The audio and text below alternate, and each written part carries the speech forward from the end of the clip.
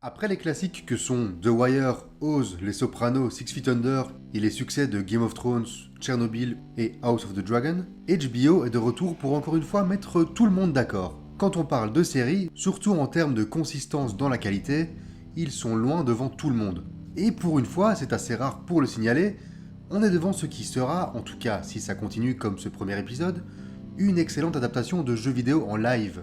Et je précise en live parce que je sais qu'il y a quelques séries animées dérivés de jeux vidéo, plutôt réussis, comme Cuphead, Castlevania ou Arcane sur Netflix.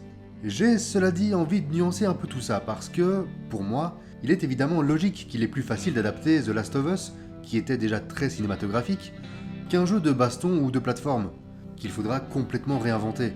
La preuve, cet épisode se permet de reprendre parfois, plan par plan, des passages du jeu, ce qui est rare, à moins de partir dans des délires à la Doom et son passage en vue subjective. Cela dit, Uncharted était aussi cinématographique, provient du même studio que The Last of Us, et son adaptation reprenait aussi des passages du jeu, donc bon, c'est bien la preuve que ça fait pas tout. Parce que ce qui fonctionne ici, qu'on ait joué ou pas au jeu, et perso j'ai uniquement fait le 1 et ça commence à dater, donc à part l'intro et un passage avec des girafes, j'ai pas de souvenir très précis, donc je disais que ce qui fonctionne ici, c'est avant tout l'ambiance, parfaite de bout en bout, avec cette tension qui monte lentement, de façon insidieuse, pendant l'introduction, avant que tout parte en vrille et qu'on ait cette terrible conclusion. Puis dans cette présentation du monde post-apocalyptique, pauvre, sale, dur et où, comme dans pas mal de ses œuvres récentes, le vrai danger vient plus des autres survivants que des infectés.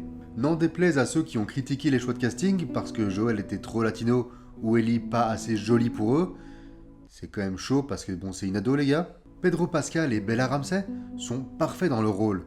Le premier étant toujours à la limite entre la force et la fébrilité, avec une puissance tragique incroyable lors de la fameuse scène qui clôt l'introduction, qui a d'ailleurs le bon goût de ne pas s'éterniser mais qui m'a quand même filé des gros frissons, et la seconde confirme tout son charisme et son talent qu'on avait déjà aperçu dans Game of Thrones.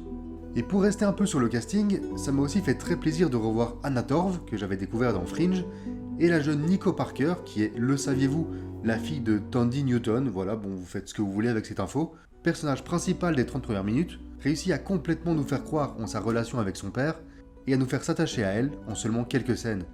La mise en scène est plutôt classique mais efficace, en particulier dans la première partie, et cette montée en tension, qui offre quelques passages glaçants, parfois simplement avec quelque chose qui se passe en arrière-plan, en flou. Si vous avez vu l'épisode, vous savez exactement de quel moment je parle.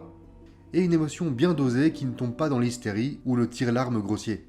Petite mention spéciale pour la toute première scène, qui elle pour le coup est propre à la série, et qui plante le décor avec malice, renforçant le réalisme du show en jouant avec des peurs bien actuelles, à base de pandémie et d'explications plausibles et rationnelles. On va pas trop s'emballer bien sûr, c'est que le premier épisode d'une série qui va en compter 9, mais on peut au moins être optimiste par rapport à la suite. Parce que si ça reste de ce niveau-là, on aura non seulement une bonne adaptation de jeu vidéo, mais surtout une excellente série. Merci d'avoir regardé cette petite vidéo. Je sais pas si j'en ferai une toutes les semaines pour la série, tout dépendra de ce que j'ai à dire sur les épisodes. Ce sera peut-être une fois toutes les 2 semaines, on verra. Dites-moi si ce genre de petit format vous plaît, et surtout, ce que vous avez pensé de ce premier épisode. Allez, à demain. Ouais, demain. Vous allez avoir 3 vidéos cette semaine, bande de petits chanceux, pour parler de la sortie ciné de la semaine, Babylone de Damien Chazelle, que je vous conseille déjà très fortement d'aller voir en salle dès que vous le pouvez. Ciao!